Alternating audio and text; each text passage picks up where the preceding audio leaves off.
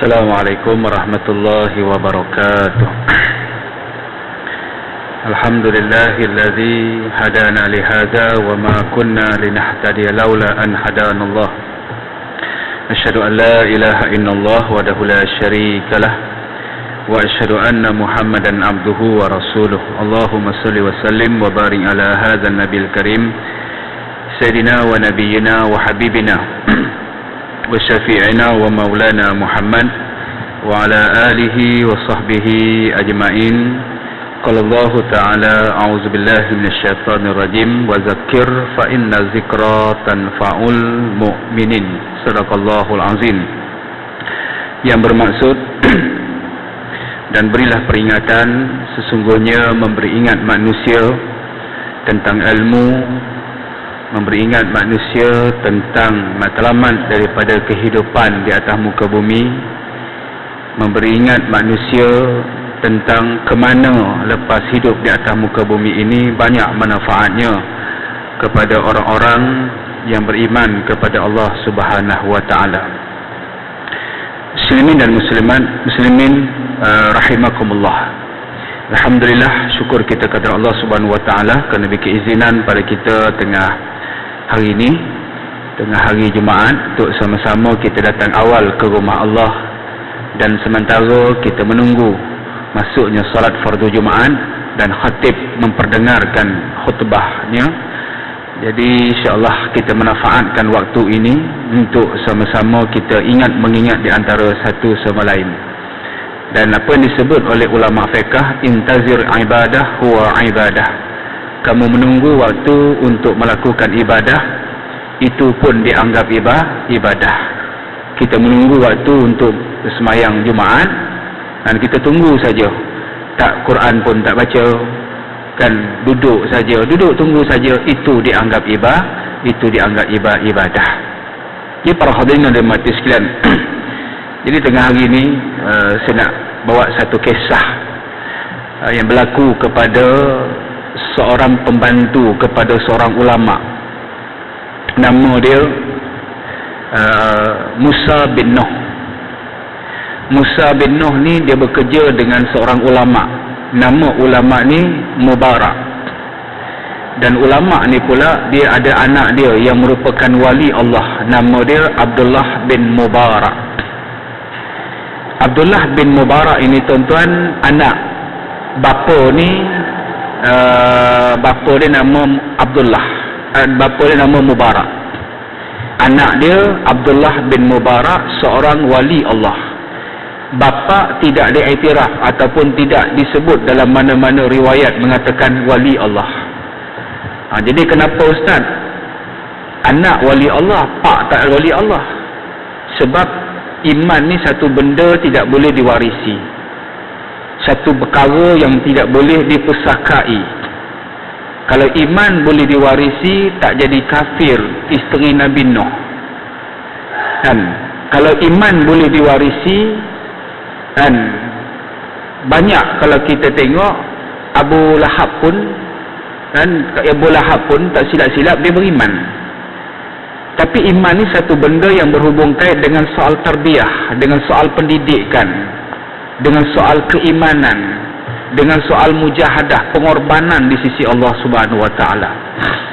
Jadi Abdullah bin Mubarak ini tuan-tuan wali Allah. Bapa dia iaitulah Mubarak. Dia ni seorang ahli korporat. Dalam masa yang sama dia juga seorang peniaga ataupun seorang pemimpin, dan dia juga ni seorang ulama.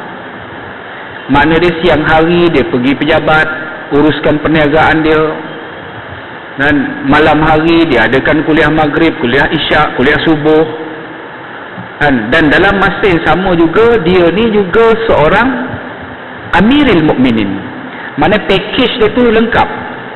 Package dia ulama, package dia peniaga, package dia juga dia package juga dia seorang pemimpin dalam sesebuah negara. Baik. Jadi ramai ulama-ulama ni yang jadi pemimpin. Tuan-tuan kalau biasa dengar seorang ulama nama dia Syekh Ali As-Sabuni. Syekh Ali As-Sabuni. Kan? Orang kata, ustaz, bunyi macam sabun ni ustaz. Memang sabun.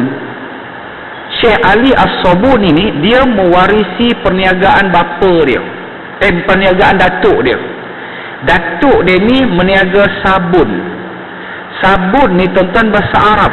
Bahasa Arab dimelayukan. Dan banyak bahasa-bahasa Arab dimelayukan. Ikhlas. Dan ikhlas ni bahasa Arab dimelayukan. Dan begitu juga bahasa Inggeris dimelayukan banyak. Komunikasi. Kan asal bahasa Inggeris sebut communication. Dan dimelayukan. Tak apalah, Syekh Ali As-Sabuni dia juga seorang pemimpin, seorang peniaga, seorang ulama. Jadi Mubarak ni dia seorang ulama dan seorang pemimpin. Ketika mana satu hari pembantu dia, pembantu dia tanya kepada dia, wahai Mubarak, tolonglah bagi kepada aku satu peringatan yang mana aku ni sekejap ingat, sekejap lupa, sekejap taat, sekejap dalam keadaan aku ni kufur, sekejap aku ni kuat ibadat, kadang-kadang slow ya pula, selalu dengar ceramah maulid, dan hari-hari dengar ceramah hebat, tinggi, lama tak dengar peringatan tazkirah, turun pula. Dan itulah dia kata iman kan, kejap naik kejap turun. Baik, jadi Abdullah Mubarak bagi tahu, okeylah Musa bin Nuh, aku bagi kepada kamu 3 peringatan. Ini kamu terus buat, dan 3 peringatan ni sebagai amalan kamu, dan 3 ni kamu terus amalkan sekarang juga.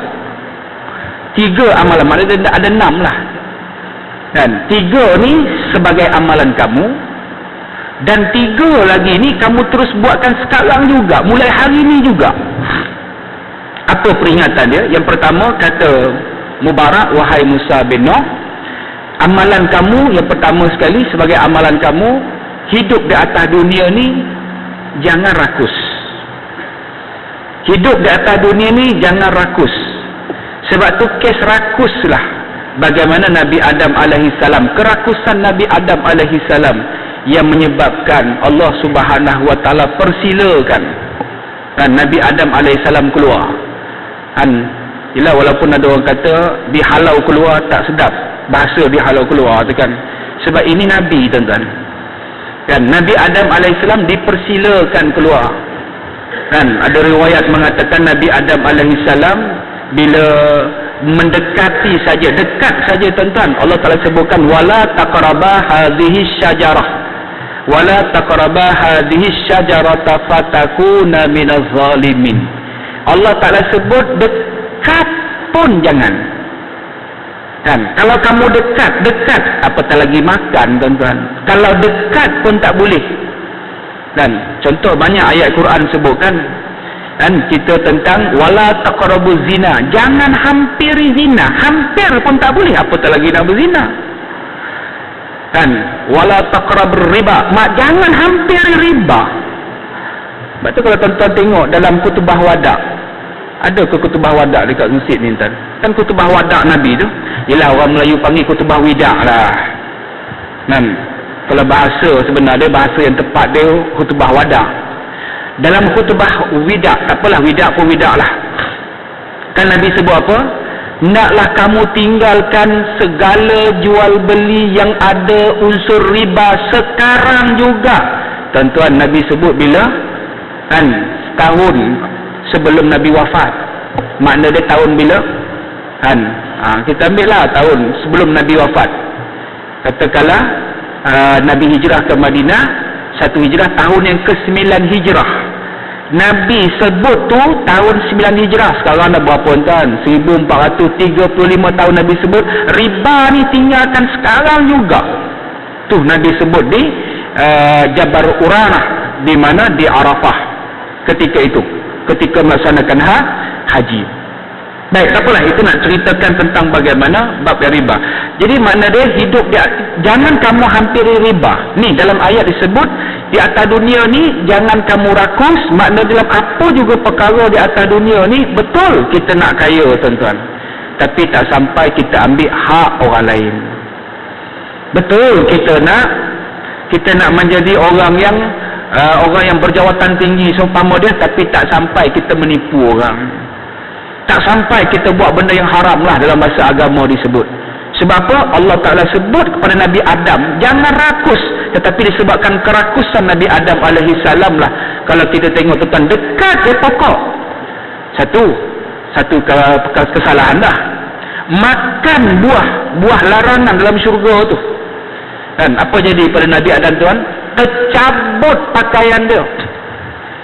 Nabi Adam alaihissalam makan buah larangan dalam syurga, tercabut pakaian dia. Allahu Akbar. Inilah kalau kita tengok kita ni tuan-tuan, tak bila makan ni tak tercabut sampai pakaian kita. Betul dalam kitab Tanbihul Ghafilin kan ada Nabi Adam alaihissalam tuan-tuan, disebut oleh Abu Laith As-Samarqandi, Nabi Adam alaihissalam ni mengeluh pasal apa? Disebab apa? Sebab kemuliaan umat Muhammad. Nabi Adam ni mengeluh sebab kemuliaan yang ada kepada umat Muhammad. Apa dia? Yang pertama Nabi Adam mengeluh, dia kata, iaitulah aku bila buat dosa, kata Nabi Adam alaihissalam, bila aku buat dosa, taubat aku diterima di Mekah sahaja. Dan umat Muhammad buat dosa di mana-mana, taubat dia Allah Ta'ala terima di mana-mana. Tuan-tuan tak buat dosa di mana, di Malaysia ke, kita buat di Selangor ke, buat di mana-mana lah dosa, Allah Ta'ala ampunkan umat Muhammad ni di mana-mana. Nabi Adam, dosa dia Allah Ta'ala ampunkan di Mekah saja.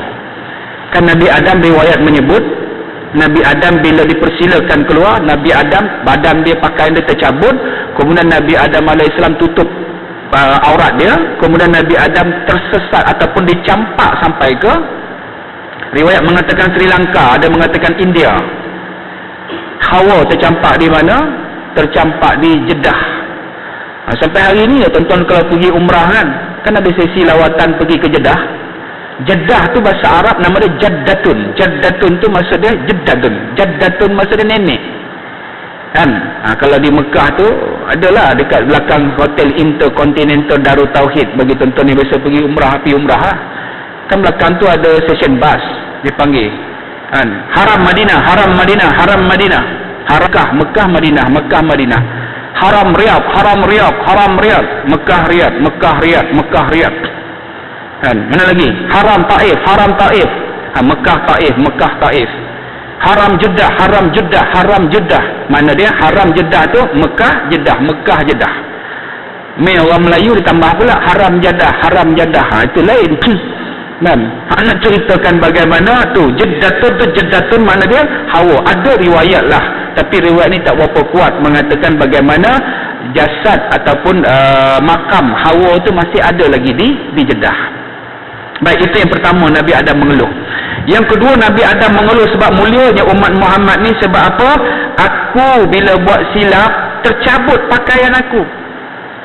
Umat aku buat silap, dia kata buat silap tercabut pakaian aku, buat dosa tercabut pakaian aku. Kan? Sampai aku bertelanjang. Kelang kabut Nabi Adam tutup bahagian-bahagian tertentu dia. Umat Nabi Muhammad, dia kata umat Muhammad buat dosa dalam keadaan telanjang, tetapi Allah Subhanahu Wa Taala tutup aib dia. Umat Muhammad buat dosa dalam keadaan telanjang, tetapi Allah Taala tutup aib dia. Kata Nabi Adam AS, untunglah umat Muhammad. Dan yang ketiga Nabi Adam kata, aku bila buat salah dalam syurga, Allah Ta'ala pisahkan aku dengan isteri aku. Umat Muhammad buat dosa, tak pernah pun Allah Ta'ala pisahkan dengan isteri dia. Ada tuan-tuan, pagi tadi tuan-tuan tak sembahyang subuh, bangun-bangun dia tak sembahyang subuh, tengok-tengok isteri tuan-tuan lepas ke Tanjung Piandang. Tahu Tanjung Piandang? Kan? Ataupun tuan-tuan bangun-bangun tak sembahyang subuh, tengok-tengok lepas Songkla. Tahu Songkla? Tetap ada sepi Songkla. Kan? Tak duduk ni lah, duduk di Cempaka ni lah, duduk di Kampung Bandar ni lah juga tuan-tuan. Tak pernah Allah Ta'ala pisahkan. Nabi Adam buat dosa, Allah Ta'ala cabut pakaian dia, terpisah dengan isteri dia. Terpisah tuan-tuan bukan setahun dua, ratusan tahun terpisah. Sehinggalah Nabi Adam AS bertemu dengan Hawa di mana? Di Arafah di Mekah. Sebab tu dia sebut Arafah ni mana dia? Kenal dan berkasih sayang. Arafah ya'rifu. Arafah ya'rifu ni Arafah mengetahui, kenal mengenal di antara satu sama lain. Baik, itu yang ketiga. Yang keempat, umat Nabi Adam ni beruntung. Umat Nabi Muhammad ni beruntung, kata Nabi Adam alaihissalam. Sebab apa? Dia kata, aku buat silap dalam syurga. Aku buat silap di dalam syurga, Allah Ta'ala persilakan keluar daripada syurga. Umat Nabi Muhammad buat silap di luar syurga. Dia bertaubat, Allah Ta'ala jemput dia masuk syurga. Itulah kemuliaan yang ada kepada umat Nabi Muhammad sallallahu alaihi wasallam. Siapa dia? Kita lah, umat Nabi Muhammad sallallahu alaihi wasallam. Jadi sebab itulah Nabi Musa bin Nuh beritahu, Mubarak beritahu pada Musa bin Nuh, wahai Musa bin Nuh, di atas dunia ni jangan rakus.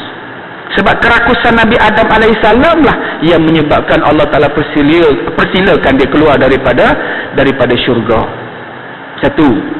Yang kedua, kata Mubarak, wahai Musa bin Nuh, hidup di atas dunia ni jangan sombong. Sebab kesombonglah berlakunya kekufuran makhluk dengan Allah Ta'ala. Tuan, di mana? Ketika mana Allah Subhanahu Wa Ta'ala perintahkan kepada iblis, usjudu li Adam fasajadu illa iblis. Allah Ta'ala perintahkan, wahai iblis, wahai semua malaikat, sembahlah kepada Adam. Dan apa kata iblis? Khalaqtani min nar wa khalaqtahu min turab. Aku dicipta daripada cahaya nur, Adam cerita daripada tanah. Cahaya lagi mulia daripada tanah. Walhal Allah Ta'ala tak pernah meletakkan mulia satu makhluk tu sebab dia ni diciptakan daripada cahaya. Allah Ta'ala tak pernah sebut mulia makhluk ni sebab dia dicipta daripada tanah. Tak ada. Allah Ta'ala sebut apa? Inna akramakum indallah atqakum. Yang paling mulia di sisi Allah yang paling bertakwa. Bukan dicipta daripada tanah. Iblis dengan kesombongan dia, tuan-tuan, dengan kesombongan dia mengatakan khalaqtani min nar, aku diciptakan daripada tanah, daripada api. Jadi unsur api lebih mulia daripada tanah. Jadi disebabkan kesombongan itulah berlakunya kekufuran yang pertama makhluk kepada Allah. Sampai hari ni kalau kita tengok syaitan, iblis kan di antara perkara yang Allah Ta'ala bagi kepada iblis ni, Allah Ta'ala takdirkan umur dia sampai kiamat. Ni hadis yang diriwayatkan oleh Imam Malik, seorang sahabat nama dia Anas bin Malik. Bukan Imam Malik. Imam Malik itu Imam mazhab Maliki.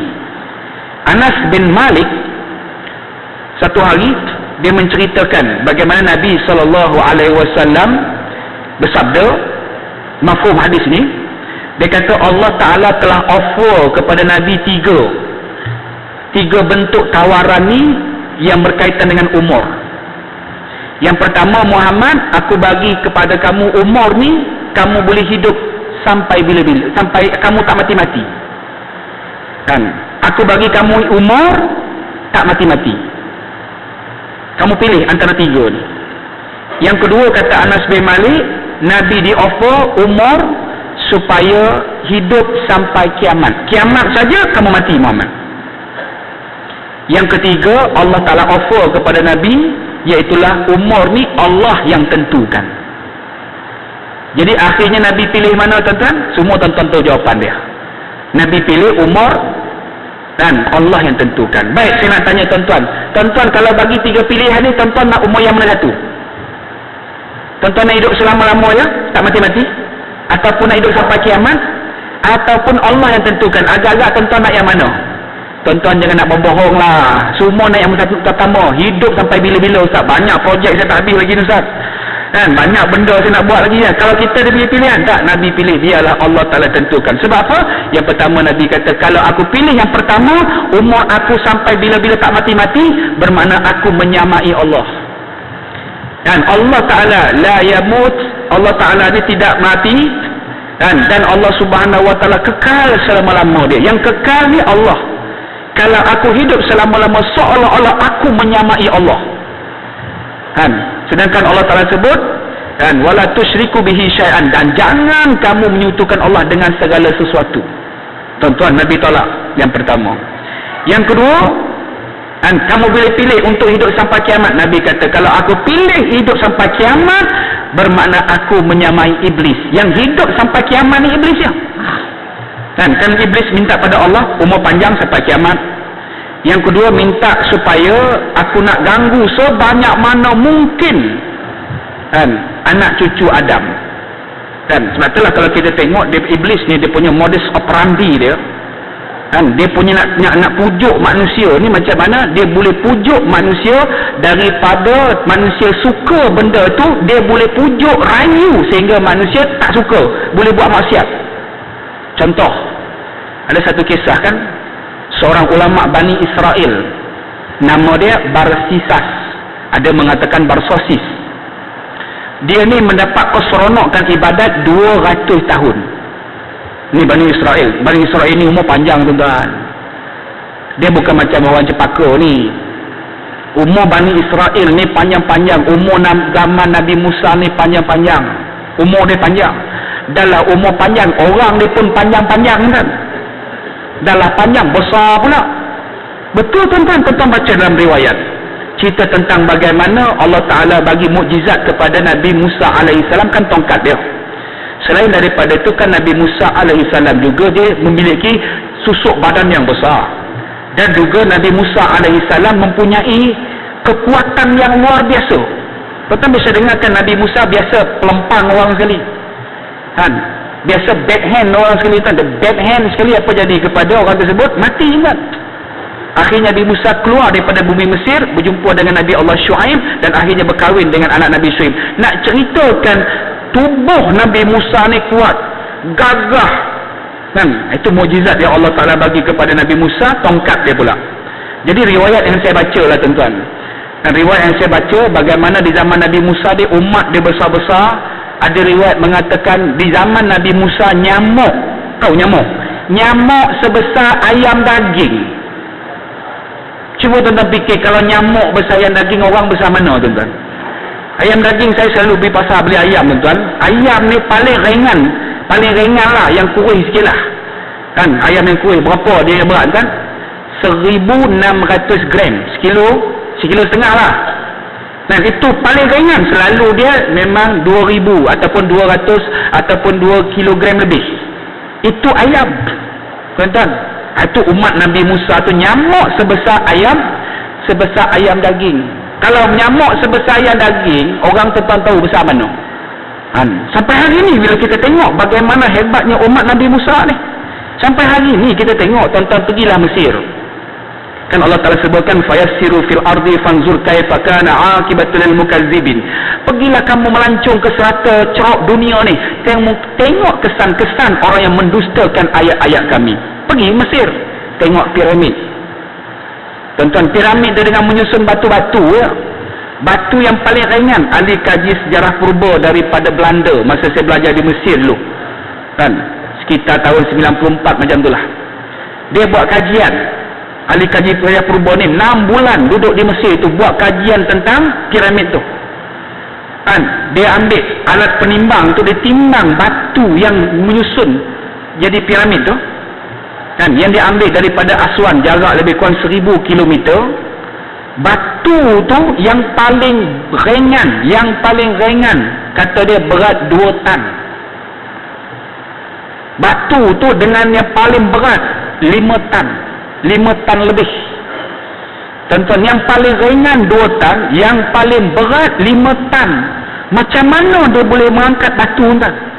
Zaman tu tuan-tuan, bukannya ada kren yang ada macam hari ni kan. Hari ni kren ada nama kren Tadano kan, nama kren Tadano, ada Kato, tahu kren kan? Tak ada kren zaman tu. Macam mana dia boleh angkat tu? Dan macam mana hebat teknologi Fir'aun ni kalau kita tengok, sehingga dia buat piramid tidak menggunakan sekilo simen pun, dan tidak menggunakan walaupun sebatang paku bina piramid. Sampai hari ni tuan-tuan, tak ada satu dalam dunia pun yang boleh buat piramid macam mana Fir'aun buat piramid. Tak ada satu negara canggih macam mana kepala otak manusia ni, tak boleh reka piramid macam mana Fir'aun bina piramid. Malaysia cuba tiru Sunway piramid, tak jadi tuan-tuan kan. Tu nak ceritakan bagaimana Allah Ta'ala nak gambarkan bagaimana ni orang yang sombong. Jadi sebab itulah Musa bin Nuh ni, Nabi Mubarak beritahu pada Musa bin Nuh, wahai Musa bin Nuh, hidup di atas dunia jangan sombong. Sebab sombonglah bagaimana berlakunya kekufuran makhluk ni kepada Allah Subhanahu wa taala. Kan kita tahu kan Firaun sebab apa? Sombong. Haman sebab apa? Sombong. Namrud sebab apa? Sombong. Sebab kesombongan telah Allah Taala hancurkan. Dua. Yang ketiga, kata Mubarak, wahai Musa bin Nuh, di atas dunia ni kamu jangan dengki. Sebab kes dengkilah berlakunya pembunuhan yang pertama dalam sejarah tamadun manusia. Sebab dengki ya? Kan?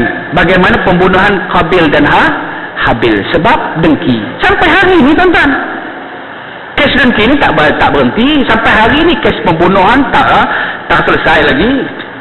Dan Timbalan Pengarah Jabatan Agama Negeri Pahang sampai hari ni tengah dibicarakan lagi. Sebab apa? Dengki.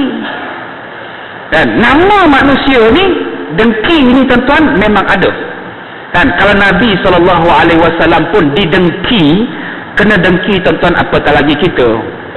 Kan? Jadi sebab itulah Mubarak ni beritahu kepada Musa bin Nuh, wahai Musa bin Nuh, hidup di atas dunia kamu jangan dengki. Kan? Jangan dengki. Sebab berlaku kesdengkilah berlaku pembunuhan yang pertama dalam sejarah tamadun manusia. Baik, itu sebagai amalan kamu wahai Musa bin Nuh. Dan 3 amalan ni kamu terus amalkan sekarang juga, hari ni juga, pada waktu ni juga. Dan dia bawa berdasarkan pada hadis Nabi SAW yang diriwayatkan oleh Abi Darda, dan juga Imam An-Nasai pun ada riwayatkan hadis ni. Kisah bagaimana satu hari ketika mana Nabi SAW menyampaikan kuliah, tengah-tengah Nabi kuliah, dan sahabat-sahabat tengok Nabi, kemudian Nabi SAW bagi tahu sahabat-sahabat, wahai sahabatku, kamu nak tengok tak, sekejap lagi ada seorang ahli syurga akan masuk melalui pintu arah sana, sambil Nabi menunjukkan ke arah kanan, alal yamin. Kan? Yamin mana? Kanan. Nabi tengok sana. Sahabat-sahabat tengok, tiba-tiba ada seorang sahabat masuk. Malam yang kedua, Nabi beritahu lagi, wahai sahabatku, kamu nak tengok tak, seorang ahli syurga akan masuk pintu arah sana. Tengok-tengok orang yang sama juga. Malam yang ketiga, Nabi beritahu, wahai sahabatku, kamu nak tengok tak, sekejap lagi ada seorang ahli syurga akan masuk daripada pintu sana. Tengok-tengok orang yang sama juga. Akhirnya Abdullah bin Omar, ataupun lebih dikenali dengan Ibnu Omar, dia pergi dekat sahabat ni, beritahu, wahai sahabatku, aku ni berkelahi dengan bapa aku. Aku adalah sedikitlah perselisihan faham dengan bapa aku. Dan boleh tak aku nak tumpang bermalam rumah kamu? Sebenarnya Ibnu Omar ni tak ada masalah pun tuan-tuan bapak dia. Saja dia cari helah nak tengok apa amalan sahabat ni yang menyebabkan Nabi jamin bersyurga selama 3 malam berturut-turut. Jadi dia pergi malam pertama tu, dia tengok sahabat ni, tengok, dia ni tak ada bangun malam pun. Ingat aku ada bangun sahur, tak ada pun. Kan? Sampai pagi tak ada buat amalan dia. Kemudian malam esok intai lagi. Dia tidurlah, tidur ayam. Dia bukan tidur sungguh, tidur ayam. Dia tidur ayam ni tersengguk. Tu tidur ayam, aduh. Macam tuan-tuan sambil dengan ceramah tersengguk, jaga balik kan. Tu nama dia tidur ayam. Kan? Baik. Kemudian tanya lagi. Dia kata tengok, hari kedua tengok, tak ada juga dia buat amalan. Apa benda lah amalan dia ni menyebabkan dia ni Nabi syamin syurga 3 hari berturut-turut ni. Sampai malam ketiga, kan ada tetamu ni 3 hari kan. Sampai malam ketiga dia tengok, tak ada juga amalan dia. Akhirnya dia tanya, wahai sahabatku, sebenarnya aku ni tak berkelahi dengan bapa aku pun, tak ada perselisihan faham dengan bapa aku pun, saja aku cari jalan untuk nak bermalam rumah kamu. Aku nak tengok apa amalan kamu yang menyebabkan Nabi jamin syurga selama 3 hari berturut-turut ni. Dia kata, wahai Ibnu Omar, tak ada benda aku buat. Apa yang kamu tengok tu, itulah yang aku buat. Cuma aku buat 3 perkara sebelum tidur. Tiap-tiap hari, bukan satu hari saja, tiap-tiap hari sebelum tidur aku buat 3 perkara ni.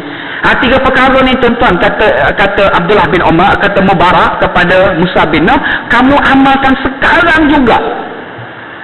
Kan? 3 perkara amalan aku sebelum tidur. Sebelum tidur malam ni tuan-tuan. Bukan masa tidur dengan khutbah tak. Itu lain. Kan? Ni ustaz dah mula tu, merapu.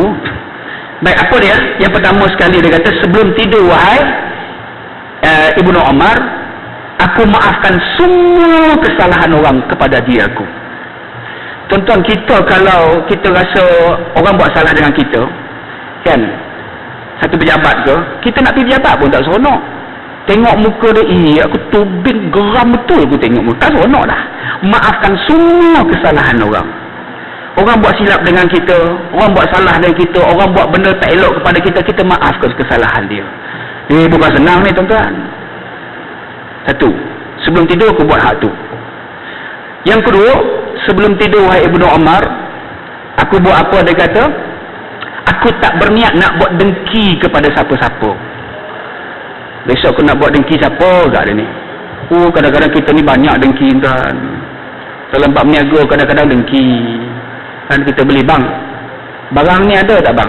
Contohlah lebih bawah ni, kedai kita pergi kedai Cina tengok, kan? Okey, ni barang ada tak? Ni barang tara lah. Dekat mana ni barang ada? Cuba tengok ujung kedai ada. Ujung sama bangsa dengan dia tuan. Ujung ada. Tapi kadang-kadang lah kedai Islam, bang barang ni ada tak bang? Tak ada, kapan pandang ni lah. Kat mana ada ni bang? Ni batu pahat baru ada ni. Tuan-tuan, dengki tuan-tuan banyak kadang-kadang. Kalau kadang-kadang saya pergi ceramah satu tempat, seorang hamba Allah tanya saya, Ustaz, kita ni orang Melayu ni Ustaz tak habis-habis dengki Ustaz. Sebiji macam cerita 3 budak hitam. Tuan-tuan bisa dengar tak cerita kisah 3 budak hitam? Tuan-tuan tak biasa dengar ni. Yang biasa tuan dengar cerita 10 budak hitam ni kan? 10 budak hitam. Macam mana cerita tuan-tuan? Tuan-tuan pun tak ingat kan? Cerita ni tak dalam hadis Nabi. Cerita ni bolehlah kita jadi pengajaran. Dia kata cerita budak hitam ni, satu hari dia jumpa dia punya botol. Dalam botol ni ada anak jin. Cerita ni karut lah ni. Anak jin dalam botol ni. Anak jin ni dah duduk dalam botol ni kata 17 tahun dah. Terseksa duduk dalam botol ni. Akhirnya dia tengok ada 3 orang budak hitam. Kan? Dia tahu budak hitam ni, wahai budak hitam, kata jin, kau tolonglah lepaskan aku budak hitam. Kalau kau lepaskan aku, wahai budak hitam, kau minta apa semua aku bagi. Tu jin lah tu. Jin pula boleh bagi manusia kan? Tak adalah, cerita ni karut lah ni. Kan?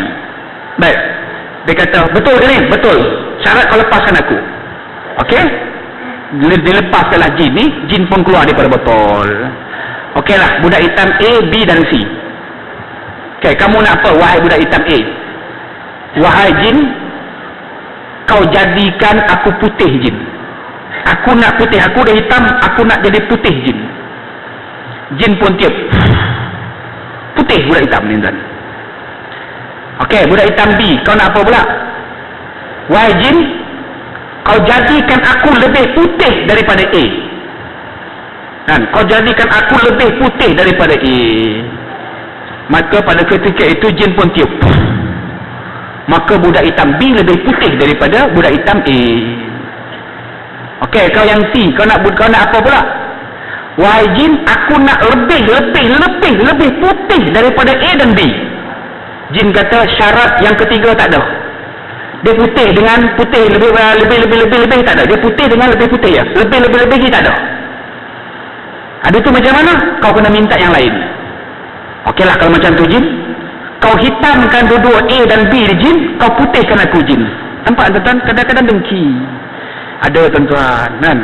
Sebab tu dia katakan hidup di atas dunia ni kata, aku tak niat ataupun aku tak niat nak buat dengki kepada siapa-siapa. Buat dengki tuan-tuan, jiwa pun tak tenang. 2. Yang ketiga kata Nabi SAW, iaitulah kepada sahabat ni kata apa? Di atas dunia ni aku tak niat nak tipu siapa-siapa. Siapa besok aku nak kelentung agak dia. Tuan-tuan, betul nak tipu siapa-siapa. Nabi Ibrahim alaihissalam tuan-tuan, dalam kitab Hayatus Sahabah menceritakan bagaimana keadaan manusia duduk di padang mahsyar kan. Duduk di padang mahsyar, yang pertama minta tolong kepada Nabi Adam. Nabi Adam kata nafsi. Kemudian minta tolong kepada Nabi Nuh. Nabi Nuh kata nafsi, aku pun tak boleh tolong. Panjanglah kisah dia tuan-tuan. Sebab pun aku pun, dia kata, berdakwah 950 tahun tak ada orang nak ikut aku. Riwayat mengatakan yang ikut Nabi Nuh ni 12 orang kan. 950 tahun bertambah 12 orang ya. Dalam riwayat lain saya baca 80 orang. 80 orang ni termasuk 40 orang. Ada yang mengatakan 40 orang yang beriman, yang lebih 40 tu binatang-binatang. Kan anaconda, apa lagi? Siamang, apa lagi? Orangutan, monyet. Dan bila Allah Ta'ala nak hancurkan bumi pada ketika itu, zaman Nabi Nuh tu, Allah Ta'ala perintahkan, Nuh, kamu naik bahtera kamu. Dan semua beriman, semua naik semua. Naik bahtera tu. Orang beriman 40 orang naik. Semua ni binatang-binatang ni mana naik. Dan anaconda pun naik. Nanti ada anaconda cerita dalam perahu kan. Anaconda pun naik. Orangutan pun naik. Apa lagi? Tenggiling pun naik. Semua naik. Babi pun naik kan. Bila babi naik, Allahu Akbar. Semua binatang-binatang terbit. Ni najis mughalladhah nak lalu ni. Tu cerita. Yang tu tak dapat lah. Nak ceritakan yang tu yang selamat. Dan hanya cerita Nabi Nuh. Nabi Nuh pun tak boleh tolong. Minta tolong Nabi Ibrahim. Nabi Ibrahim kata, macam mana aku nak tolong? Aku seumur hidup aku ni biasa menipu orang 3 kali. Tonton, tipu Nabi Ibrahim. Nabi sebut dalam hadisnya, Nabi Ibrahim tipu 3 kali. Yang pertama dia tipu sebab apa? Dia tak pergi konsert di raja. Apabila raja perintahkan datang konsert dia, Nabi Ibrahim tak pergi. Sebab apa? Aku sakit dia dah. Malah nak pergi dah. Walhal dia tak sakit. Aku sakit. Itu tipu Nabi Ibrahim yang pertama. Sebab apa? Dia sakit hati tengok maksiat. Satu. Dan yang kedua, Nabi Ibrahim bila dia tak pergi konsert, semua dah pergi konsert belaka dah, apa lagi dia buat operasi lah. Operasi apa? Operasi memusnahkan berhala-berhala yang ada di rumah ibadat tu. Gerang, habis semua berhala ni hancur. Lepas tu bila kaum Namrus pada ketika itu, lepas dia buat konsert, buat maksiat ni, dia pun nak pergilah rumah ibadat dia, nak buat apa? Bertaubatlah, sembahyang surat taubat. Bila taubat tok siap dia buka kuil, tengok ayo pare macam-macam cerita. Tengok bagaimana habis dah dia punya berhala, musnah. Siapa punya kerja ni? Ini Nuh punya kerja. Tanya Nuh, kamu ke yang pecahkan berhala ni? Bukan aku yang pecahkan. Itu tipu Nabi Nuh yang kedua. Nabi Ibrahim yang kedua. Yang ketiga dia kata, iaitulah Nabi Ibrahim pergi ke sebuah kampung dalam perjalanan dihalau daripada negeri Babylon tu pergi ke Palestin, jumpa satu negeri, dan negeri itu pula raja dia berkenan dekat siapa yang ada bini. Dia tak berkenan dekat anak dara, dia berkenan dekat siapa-siapa yang ada bini, ceraikan bini hang bagi ke aku. Jadi pada ketika itu Nabi Ibrahim pesan kepada isteri dia, kalau raja tanya kamu ni siapa? Katakan kamu adik aku. Itulah tipu Nabi Ibrahim yang ketiga. Sebab itulah nafsi aku tak boleh tolong kamu. Tuan-tuan, dalam ramai-ramai kita ni, siapa yang seumur hidup dia 3 kali yang menipu? Beritahu saya tak? Siapa yang tak dia? Mana ada tuan-tuan berpuluh-puluh kali menipu? Banyak tuan-tuan. Kadang-kadang banyak juga kan. Sebelum pilihan raya cakap minyak tak naik, lepas pilihan raya naik pula minyak. Ni haru ni. Terimalah dengan cakap tuan. Kan? Tak boleh nak ceritakan begitulah. Macam-macam lah. Yang semua naik nak barangkan. Yang turunkan kong lah. Tak apalah, kita sambunglah tentang waktu pun dah masuk kan. InsyaAllah ada kesempatan kita sambunglah. Mudah-mudahan hidup di atas dunia ni jangan menipu. Mudah-mudahan 3 amalannya sebagai amalan kita semua. Jadi mudah-mudahan Allah Ta'ala bagi kepahaman kita pada semua. Mudah-mudahan Allah Subhanahu Wa Ta'ala masukkan kita dalam golongan orang-orang yang sentiasa mentaati perintah dan ajaran agama Allah, insya-Allah. Qul qawli hadza wa astaghfirullahalazim li wa lakum. Assalamualaikum warahmatullahi wabarakatuh.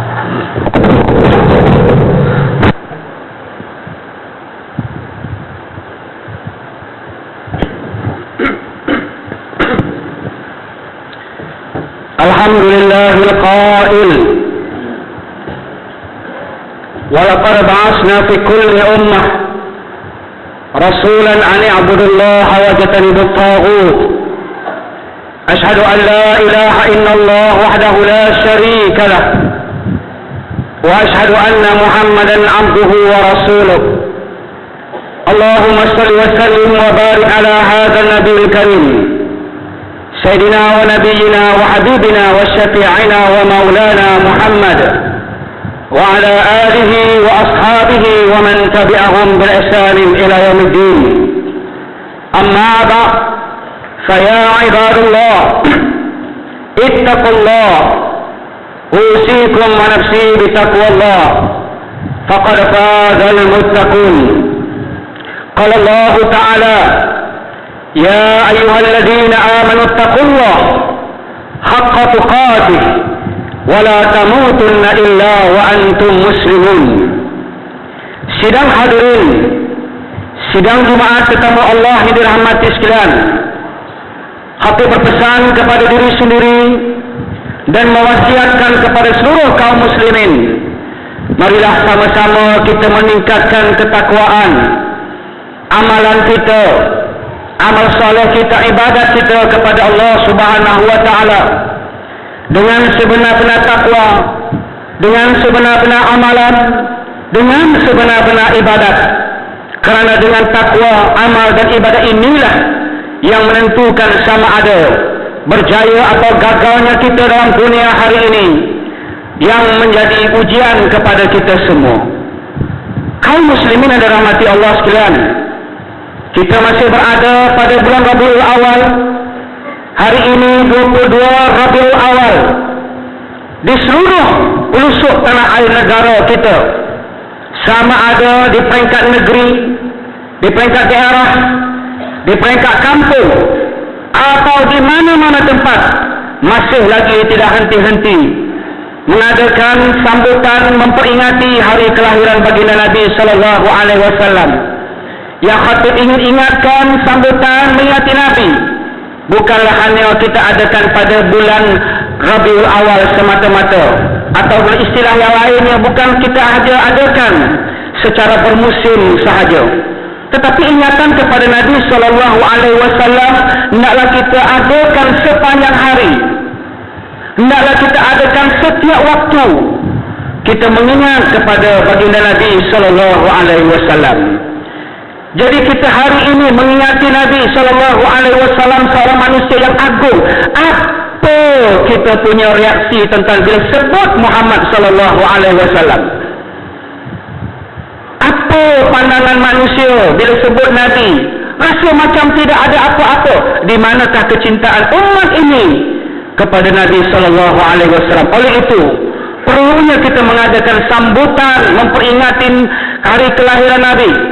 Bahkan hari-hari kita menceritakan Nabi sallallahu alaihi wasallam supaya menimbulkan rasa cinta manusia, rasa sayang manusia kepada seorang manusia yang agung diciptakan oleh Allah Subhanahu wa taala, yang menjadi penghulu kepada anak Adam, yang menjadi penghulu kepada seluruh para nabi, para anbiya, yang menjadi penghulu kepada seluruh manusia yang ada di atas muka bumi ini.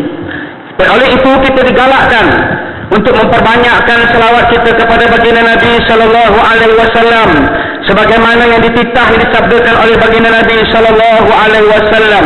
Nabi sallallahu alaihi wasallam bersabda, "Man shalla alayya salatan wahidah, sallallahu alaihi asharat salawat." Mana-mana orang yang berselawat kepadaku dengan satu selawat, maka Allah Subhanahu wa taala akan berselawat kepadanya dengan 10 selawat, yakni 10 kebaikan. Dihapuskan oleh Allah Ta'ala daripadanya 10 kejahatan, dan diangkat oleh Allah Ta'ala dengan 10 pangkat. Kaum muslimin yang dirahmati Allah Subhanahu wa Ta'ala, sempurna dengan sambutan Maulid Rasul yang saban tahun kita adakan ini, dan tahun ini kita nak mempertingkatkan lagi rasa keimanan kita, dan begitulah juga kesungguhan kita dalam nak mendampingi ajaran dibawa oleh baginda Nabi sallallahu alaihi wasallam. Sebab itulah tuan-tuan, para hadirin dan mati sekalian, di dalam kita mengorak dalam melaksanakan sistem yang diajar oleh baginda Nabi sallallahu alaihi wasallam demi untuk kita mencapai kebahagiaan hidup di dunia ini, tambah-tambah lagi untuk mencapai kebahagiaan hidup di akhirat.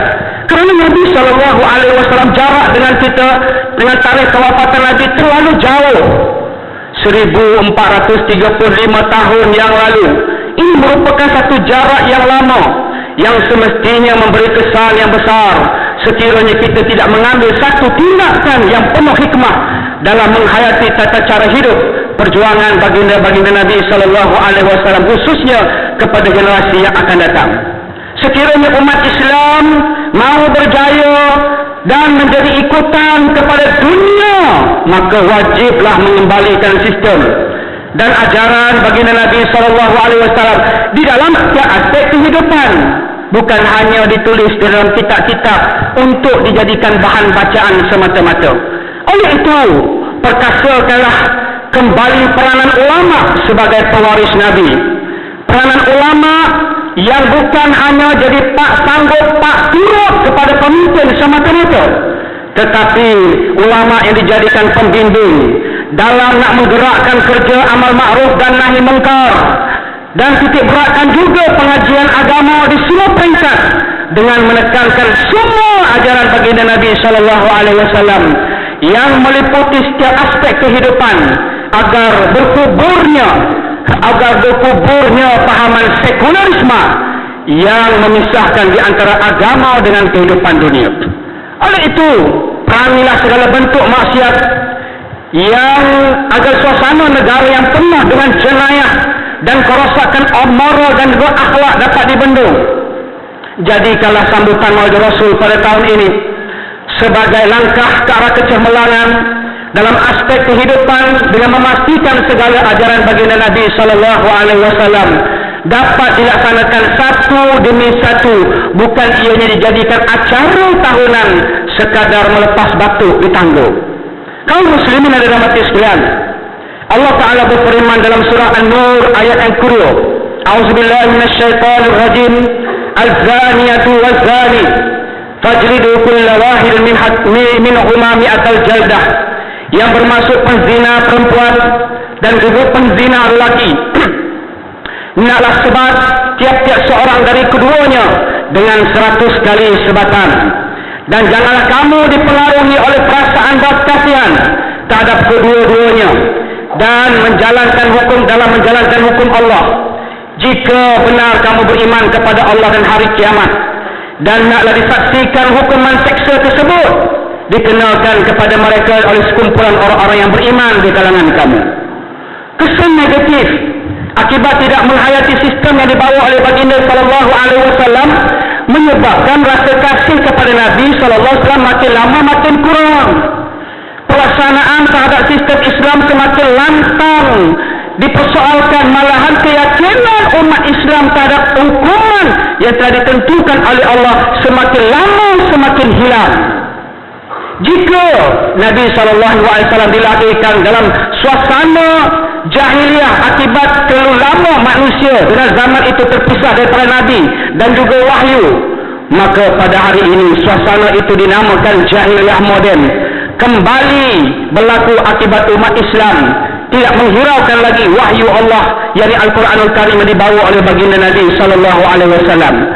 Rata-rata manusia menggunakan akal dan juga nafsu sarakah sebagai panduan dalam hidup yang menyebabkan mereka menuju kepada kehancuran.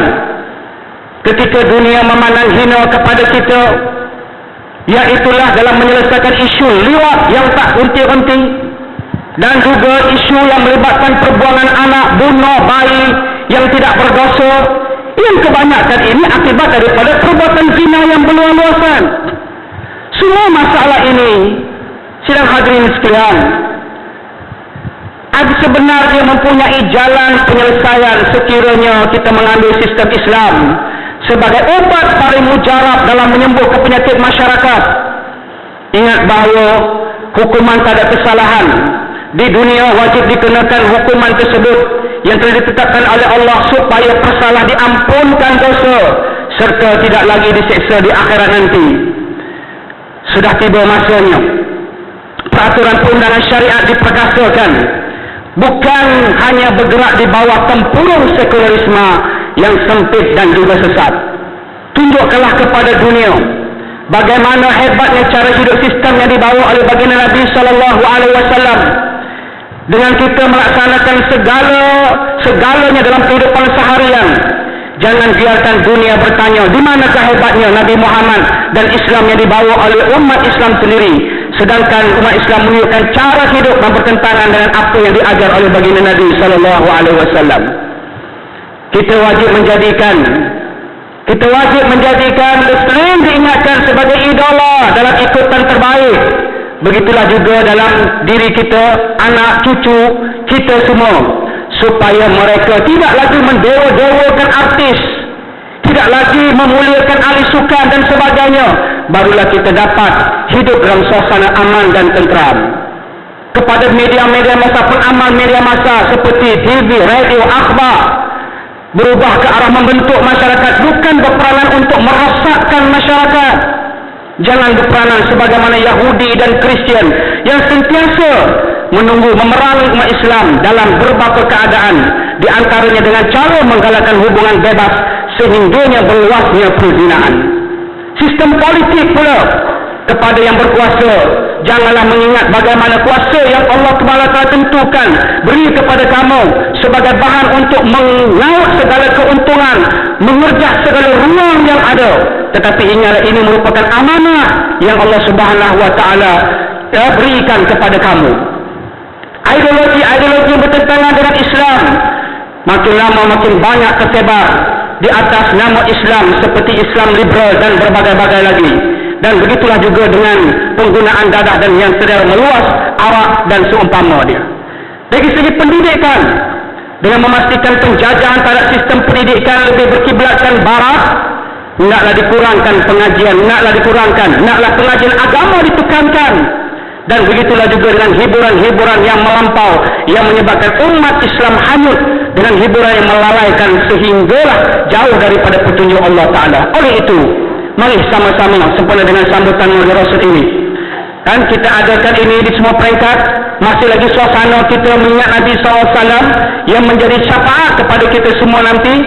Oleh itu sambutan Maulid Rasul ini kita jagai dan kita wariskan kepada anak kita sebagai satu implementasi syukur kita kepada Allah Ta'ala atas kelahiran baginda Nabi SAW.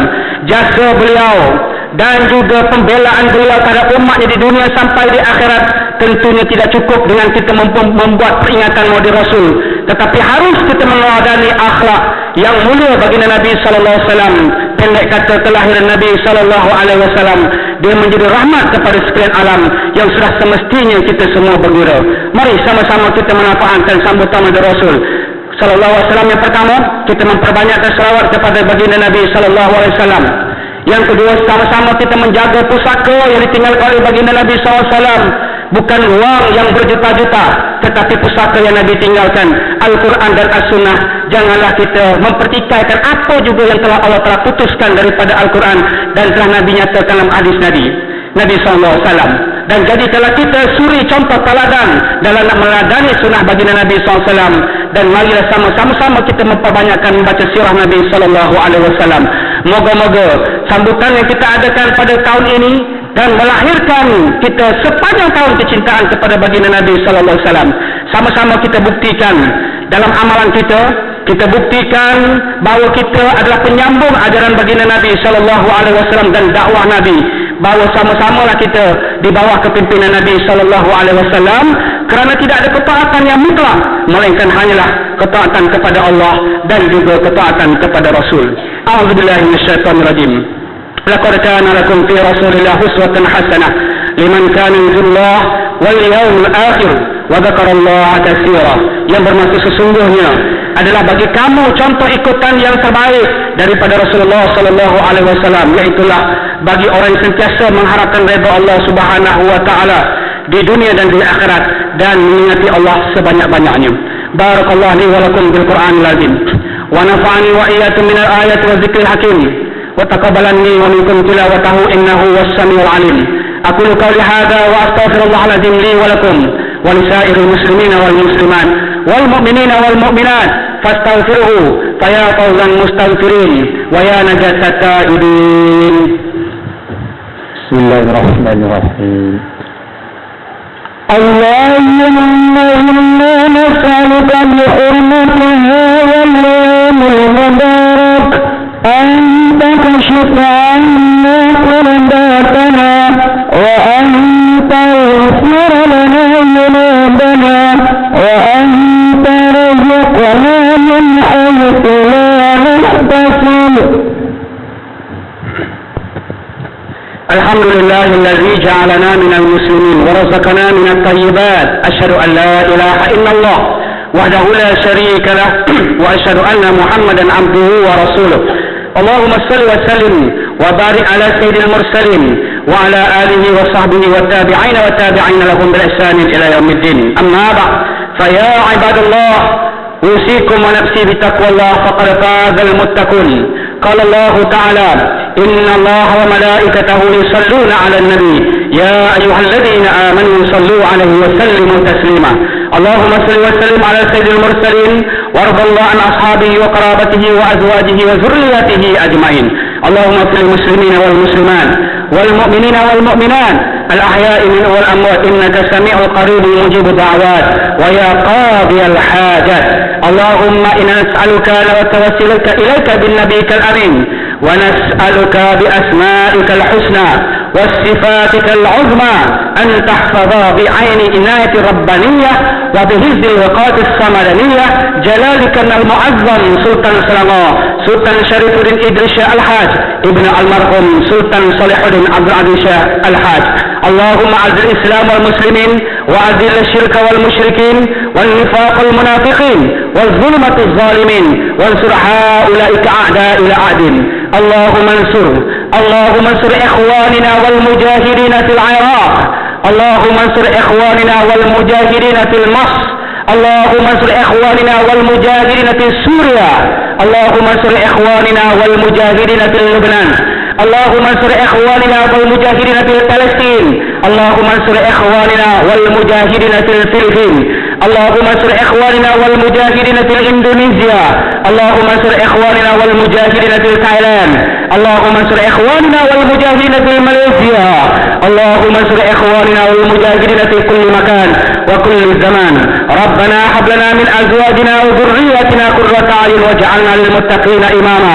ربنا لا تزغ قلوبنا بعد إذ هديتنا وهب لنا من لدنك رحمة إنك أنت الوهاب. ربنا آتنا في الدنيا حسنة وفي الآخرة حسنة وقنا عذاب النار. عباد الله، إن الله يأمركم بالعدل والإحسان وإيتاء ذي القربى وينهى عن الفحشاء والمنكر والبغي يعظكم لعلكم تذكرون. فاذكروا الله العظيم يذكركم واشكروا على نعمه يزدكم واسألون من فضله يؤتكم ولذكر الله أكبر والله يعلم ما تصنعون.